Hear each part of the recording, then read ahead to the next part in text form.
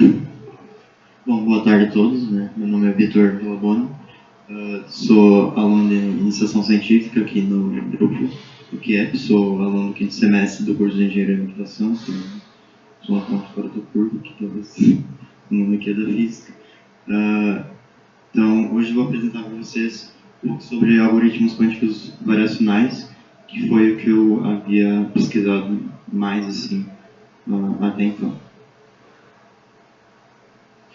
Aqui só um breve sumário que eu iria apresentar hoje, falar um pouco sobre mais ou menos os funcionamentos dos VQAs, e vou focar principalmente nos principais classes assim, de algoritmos variacionais, que é o KO. Tem também uma outra subclasse que seria o VQE, mas não vou falar muito sobre o VQE hoje, um pouco pela questão de tempo. Então vou explicar um pouco sobre o que é Caoa, falar um pouco sobre as variações deles, do Caoa, como esse algoritmo pode variar esse algoritmo, e um pouco sobre as estratégias de otimização para VQAs. Então, primeiramente, né, o que são VQAs? Né? VQAs são algoritmos quânticos clássicos, são algoritmos então, híbridos, possuem basicamente, vai dar um circuito quântico com um circuito parametrizado, e a gente vai tentar fazer a gente vai otimizar os parâmetros desse circuito para obter uma solução para um problema que a gente vai mapear num hamiltoniano. Então, os algoritmos de VQAs basicamente surgiram ali mais ou menos em 2013 com as duas categorias de algoritmos, o VQE para focado em química quântica, que é o Variational Quantum Eigensolver, que é para focado em moléculas químicas.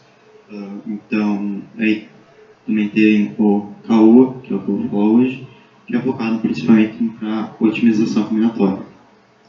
Essencialmente em grafos, foi primeiramente proposto, que é o problema de Max Cut.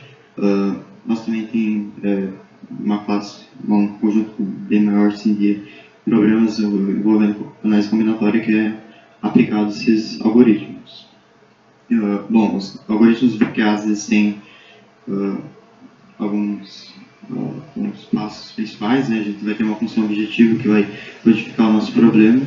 A gente vai ter um ANSAT, que vai ser um circuito parametrizado, que vai ter nossos parâmetros e a gente vai fazer o nosso processo de otimização. Ainda vai ter um esquema de medição no nosso circuito e o otimizador clássico. Aqui tem uma variação para esse algoritmo que não vai ter para o algoritmo de Caoa, que não vai ter esse processo de otimização clássico, vai ser puramente quântico, que é o algoritmo de Falcon. Vou falar um pouco mais adiante. Então, aqui mais ou menos o esquema do esquemático dos VQAs. Como eu comentei, a gente vai ter uma função objetiva que vai codificar o nosso problema. Um input que vai ser os nossos parâmetros do nosso circuito parametrizado, então vai ser o circuito apresentado ali, uma mudança de base aqui para realizar medições em hardware quântico, um processo de medição clássico, e a gente vai otimizar esses parâmetros para obter tentar chegar o mais próximo possível numa solução da solução ótima. A gente vai ter, função custo, como eu comentei, vai ser um valor esperado do hamiltoniano, ou também a gente pode formular através de uma função traço, de uma forma mais geral. Essa função de custo, obviamente ela tem que dar, trazendo um mínimo global essa função de custo tem que corresponder à solução do nosso problema. O custo tem que ser difícil de computar basicamente, então tem que ter algum motivo a gente estar utilizando o hardware quântico, né? Senão eu poderia simplesmente resolver usando os algoritmos que a gente já conhece, basicamente para solucionar problemas, por exemplo, de análise combinatória. E a gente tem que conseguir treinar os parâmetros desse nosso circuito. Então, o PQC, né, o nosso circuito, com nossos parâmetros, a gente vai ter duas categorias principais que normalmente é mencionado, que é o Problem Inspire e o Hardware Efficient. Problem Inspire, normalmente a gente vê principalmente na parte do VQE, que é a parte de química quântica. Então, nesse algoritmo a gente vai ser um PQC um pouco mais específico para o nosso problema. A gente vai utilizar, por exemplo, aqui o estado inicial que é de uma molécula. A gente vai ter, a gente usa formalismo de segunda quantização, né, o estado inicial do Hartree-Fock, e o Hamiltoniano que vai ser dado um Hamiltoniano de uma molécula. Então, o circuito parametrizado é mais específico. No caso, um hardware efficient, o circuito é geral. A gente utiliza portes de, basicamente, de rotações e emaranhamento. E, bom, é basicamente isso. Bom, CAUA, que é o que eu vou falar hoje mais assim. Então, vai ficar principalmente, como comentei, em programas de análise combinatória. A gente vai ter uma função de custo para o nosso problema. Então, inicialmente, a gente tem uma função que a gente vai minimizar, que vai ser uma função que a gente vai pegar classicamente do nosso problema, e a gente vai mapear isso para um Hamiltonian de Ising. Não acabei não fazendo aqui sobre mais ou menos como é que faz isso, mas a gente faz um mapeamento da função de custo clássica para um Hamiltoniano de spin. Então, basicamente a gente vai buscar uma bitstream, que vai ser, por exemplo, se a gente tiver um grafo, a gente vai ter lá um problema que envolve vértices e arestas, então um bitstream que vai envolver a solução que é dada por vértices. Então, o bitstream vai codificar esses vértices do nosso grafo, por exemplo. Então, a gente vai buscar encontrar essa bitstream que seja a solução para o problema. Então, no caso do CAUA, a gente utiliza em Hamiltonian, a gente separa o Hamiltonian em um Hamiltonian de custo e um Hamiltonian de mistura. O Hamiltonian de custo é o que codifica o nosso problema, e o Hamiltonian de mistura que busca no espaço de estado. E a gente gera os estados possíveis para a solução. O estado inicial é um estado de superposição uniforme, dado por fortes de Hadamard, por causa dos qubits. Então, como eu comentei, a porta de mistura basicamente usada uma porta de rotação. No geral, a porta RX, mas pode ser usada outras portas de rotação também. Uma porta no caso da unitária de custo, vamos usar uma porta RZZ, né, uma porta de 2 qubits, que no caso consegue decompor em uma porta de emaranhamento, uma de rotação, e em Z e outra também de emaranhamento. E a gente aplica de maneira várias camadas de custo e mistura para o nosso circuito, no estado inicial do nosso circuito, e a gente faz um processo de minimização sobre a função custo, utilizando o Hamiltonian de custo também. Então aqui é uma visão geral assim, do circuito, do CAUA. Então vai ter o estado inicial, que vai ser dado por a gente aplica os portes de Hadamard, e a gente aplica várias camadas de custo e mistura nesse nosso circuito, e a gente faz o processo de medição e a minimização dos parâmetros, até a gente chegar numa solução e até convergir para uma solução desejada.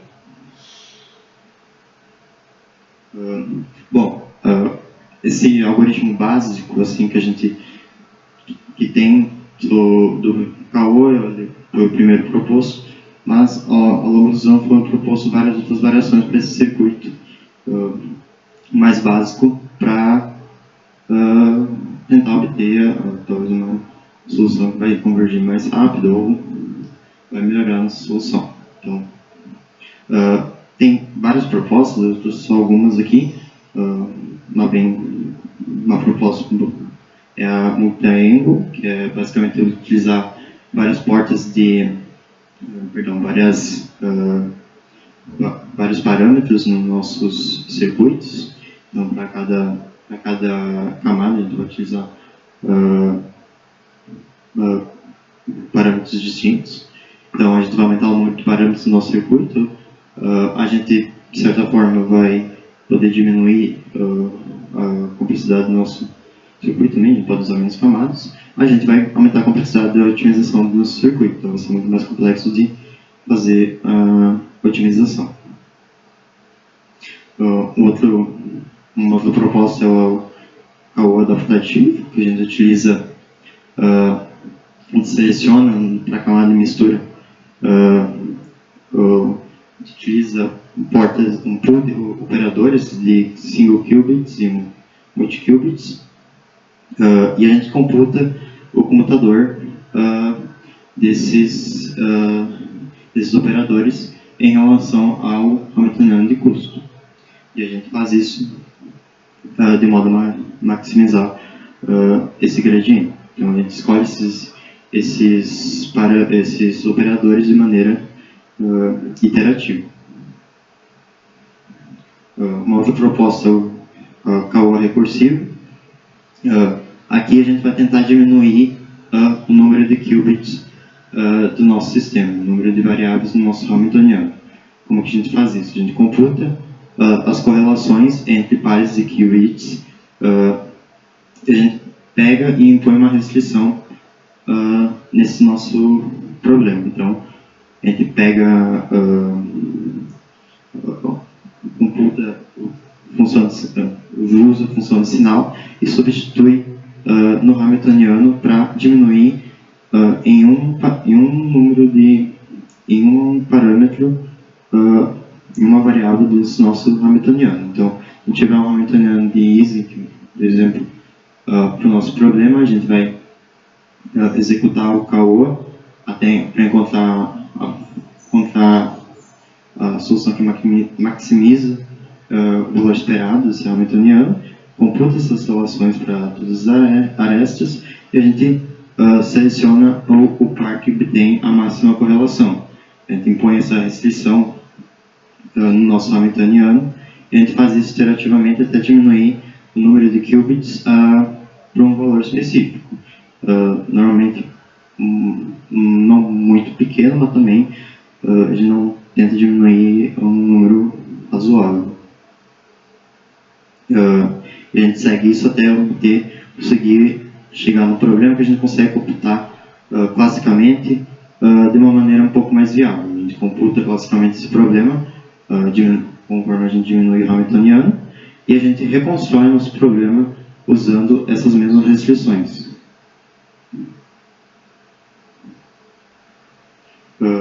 Uma outra proposta também é o ARMSTAR, que a gente vai pegar uma solução clássica do nosso problema e a gente vai usar no estado inicial do nosso problema. Então, no caso, a gente vai utilizar essa solução clássica do nosso problema usando um problema cubo relaxado, que a gente vai usar, no caso a gente usa problemas que usam em problema cubo, a gente usa valores discretos, 0 ou 1, mas aqui a gente vai usar valores contínuos e a gente vai usar isso nos ângulos do nosso estado inicial, que a gente vai usar portas de rotação R e Y. Isso, a gente vai usar, por exemplo, a gente tem um problema e a gente vai resolver esse problema classicamente. Dependendo do problema, a gente vai usar algum algoritmo específico, por exemplo, brute force, ou força bruta, ou qualquer outro algoritmo que a gente conheça, para resolver esse nosso problema classicamente, para a gente dar uma inicialização que vai ser enviesada, né? A gente vai ter um estado inicial que vai estar mais próximo, digamos assim, da nossa solução, já inicialmente. E posteriormente a gente aplica também os portes de mistura, dado por esse Hamiltoniano de mistura aqui. São portes de rotação RY, RZ e RY. Então a gente faz isso basicamente seguindo o mesmo esquema de antes, né? Que tem uma camada de custo e essa camada de mistura. Mas o nosso estado inicial agora, ele tem, né, junto essa solução clássica, já digamos assim, embutida. Uma outra proposta que eu trouxe aqui, mas acaba não sendo muito boa, assim, pelo menos pelo que eu acabei olhando, né? Que a gente define os parâmetros de uma maneira linear. Então a gente otimiza, em vez de otimizar sobre todos os parâmetros, a gente otimiza sobre 2 hiperparâmetros. Uma variação ainda maior dessa é fixar ainda esses hiperparâmetros.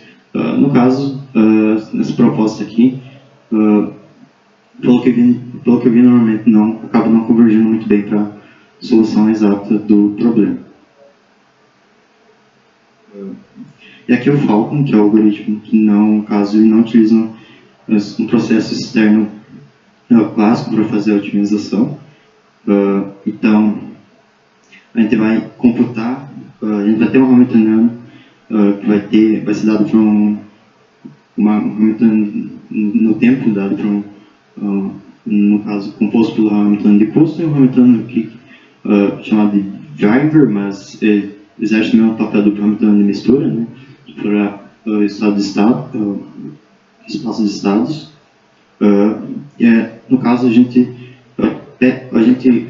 obtém o parâmetro do nosso circuito para a camada seguinte com base nesse, computando esse comutador. Então, computa esse comutador aqui usando o Hamiltoniano de driver de custo, e a gente aplica isso na camada seguinte. Então, o parâmetro da camada K mais 1 vai ser dado por menos esse AK, né? Então, o AK eu estou chamando exatamente o valor do beta T aqui. Então, no caso, a gente não vai ter um processo clássico de otimização, porque a gente vai construir de maneira iterativa cada camada do nosso circuito.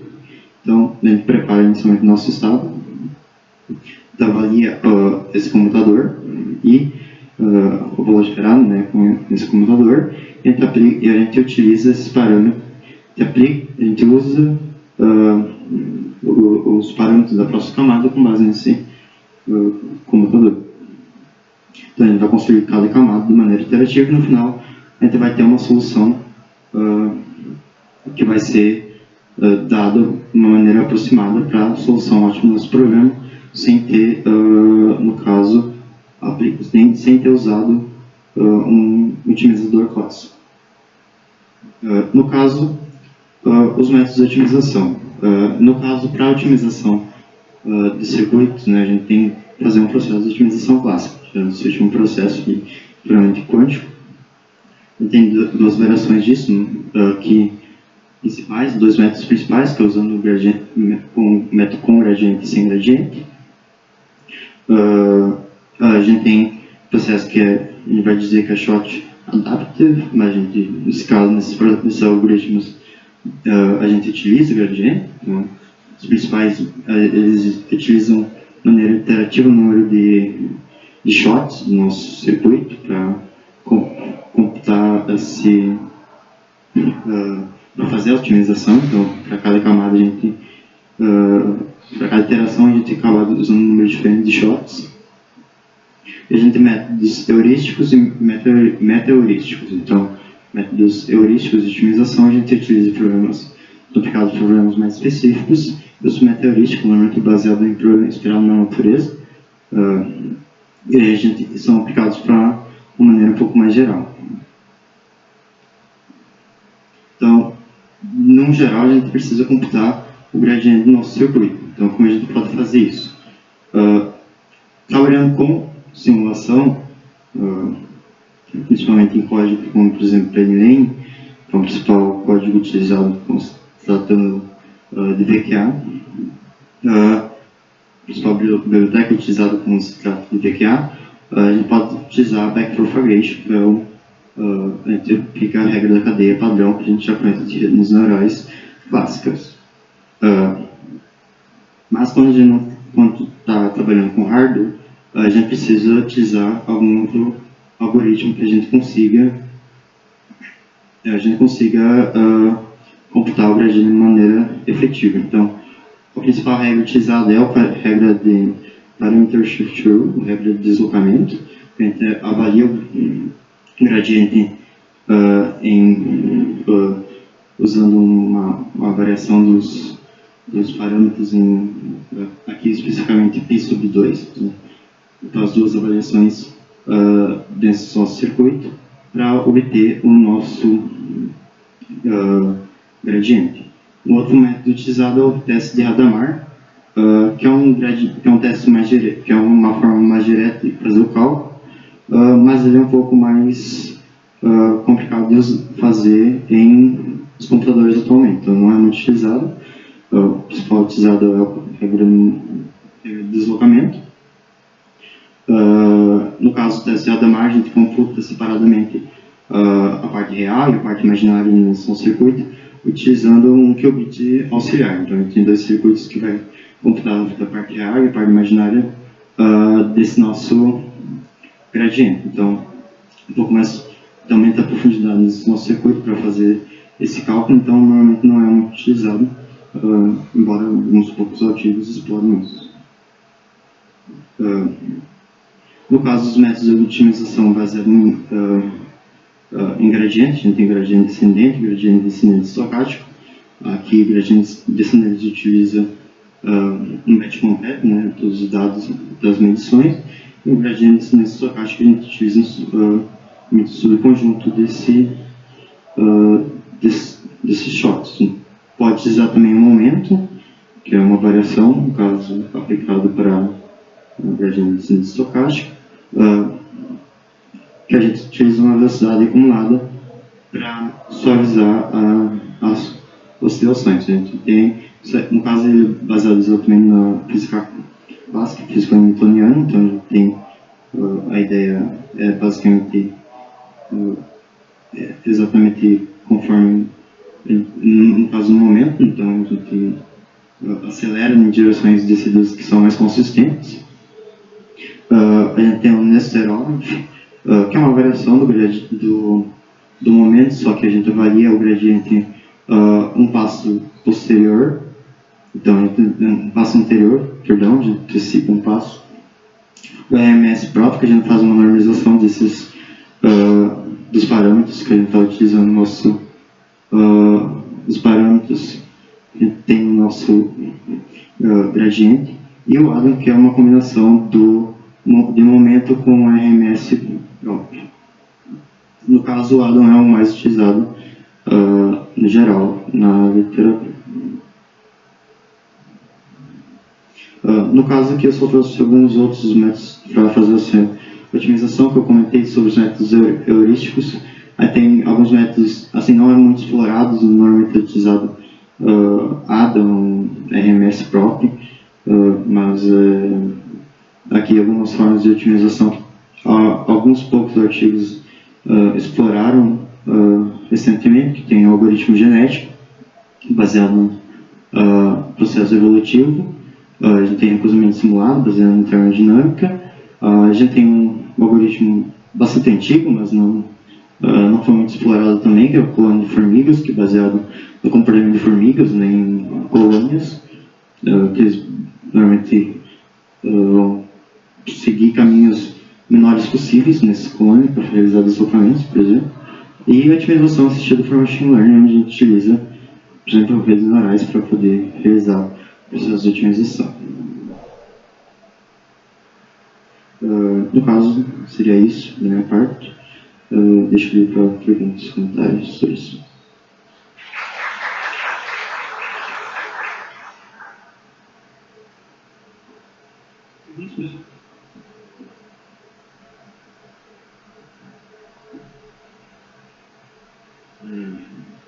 Obrigado pela apresentação, muito boa.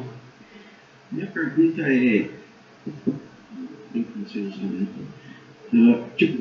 tu apresentou várias formas diferentes do caoba, né? Basicamente, todas essas formas, a princípio, podem ser aplicadas. Por exemplo, tu tem um problema, tu pode usar qualquer uma delas, né? Mas dependendo do teu problema, tu vai ter um que vai ser melhor. Por exemplo, problema A, tu vai ter o caoba padrão que vai ser melhor. Problema B, tu vai ter uma outra adaptação.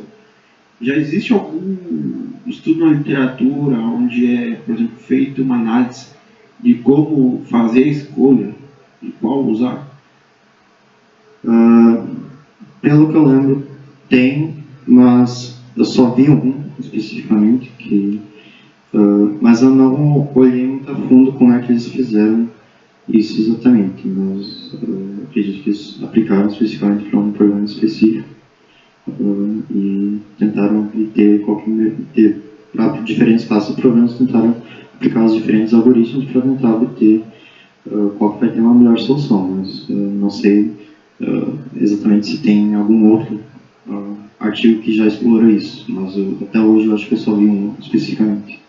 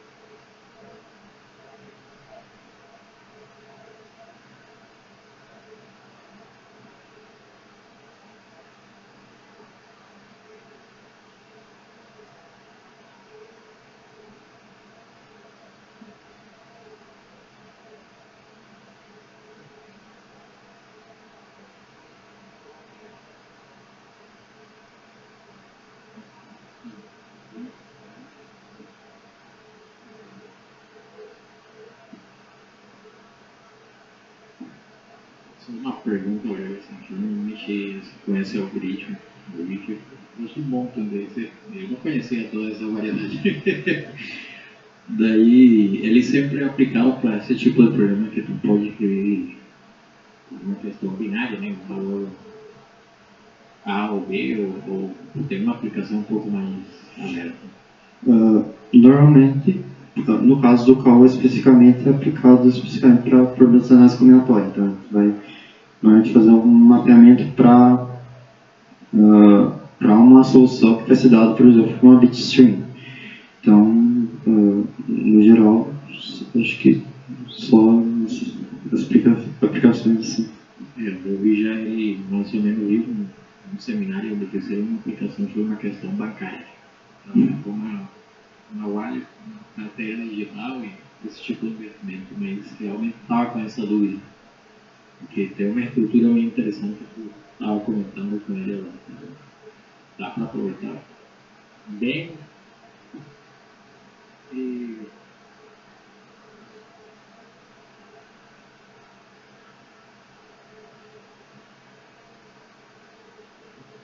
Mais perguntas, pessoal?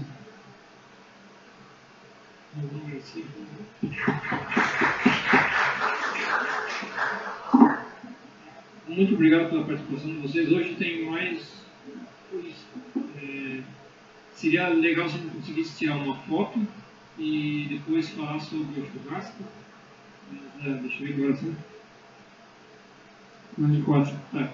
Eu tenho que levar meu filho no voo, mas dá para adiar um pouco.